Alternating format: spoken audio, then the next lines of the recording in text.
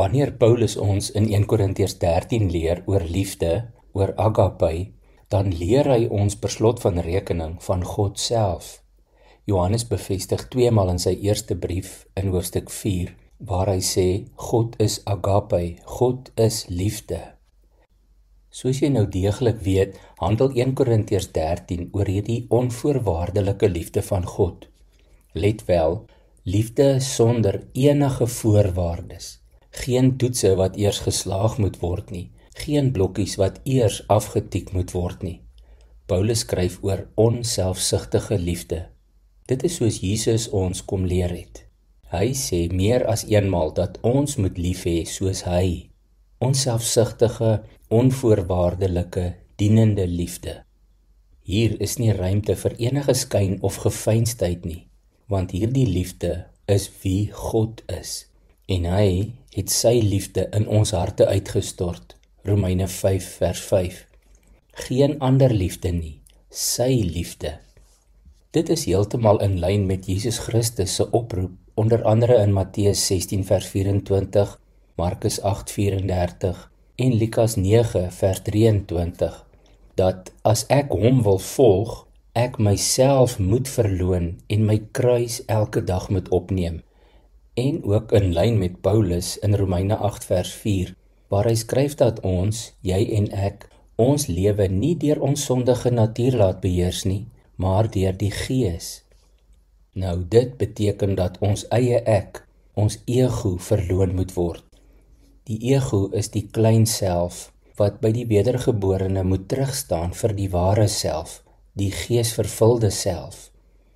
Wanneer jy bely dat dit nou nie meer jy is wat lewe nie, maar Christus wat in jou lewe, is daar nie nog plek in jou vir 'n ongesonde, onvolwasse ego nie.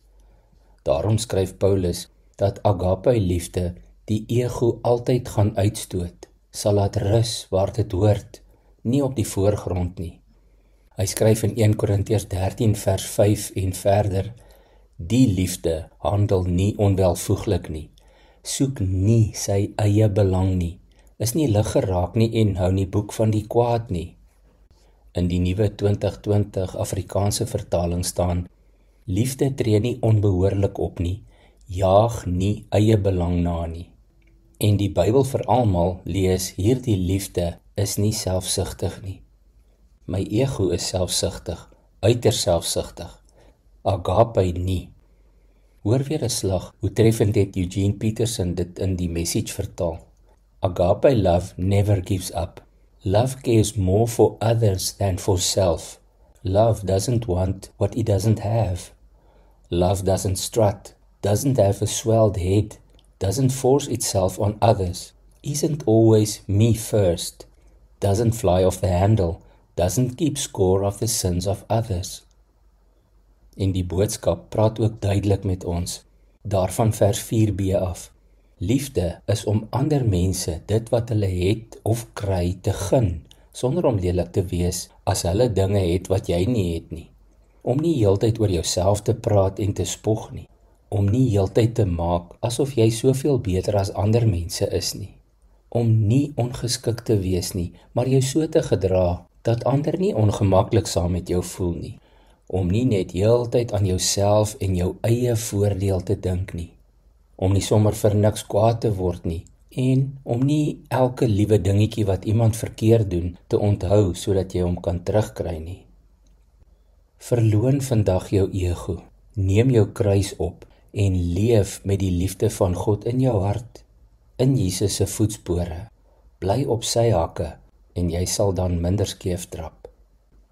Kom ons bid saam. Here Jesus, ek het U hulp nodig, die hulp van U Heilige Gees, dat ek my ego kan kruisig, dat ek my ego op sy plek kan sit, dat daardie klein self nie sal baas speel oor my nie. Help my om U liefde, hierdie ware onvoorwaardelike liefde, nie net in my hart te hê nie, maar waarlik uit te leef teenoor almal wat oor my pad kom. Help my om nie kieskeurig lief te hê nie, maar om soos U lief te hê. Amen.